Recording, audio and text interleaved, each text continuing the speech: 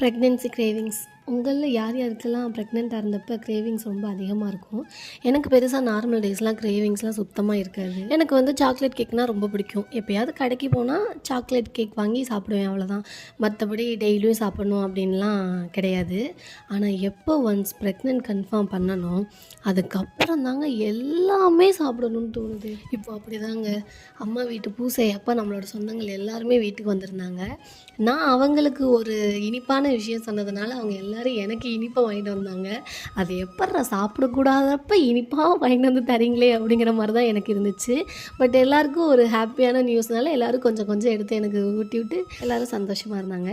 எப்படி வடிவேலு குடியை மறக்கணுங்கிறதுனால குடியை கெடுக்கும், குடி நம் உடல் நலத்தை கெடுக்கும் அப்படின்னு சொல்லிட்டு போவாரோ, வழியில் வரவங்க எல்லாம் குடியை பற்றியே ஞாபகப்படுத்துகிற மாதிரி நம்ம எப்போ ஸ்வீட்டை மறக்கணும்னு நினைக்கிறோமோ அப்படி தான் நம்மளை பார்க்க வரவங்க எல்லாம் லட்டு என்ன பண்ணுது,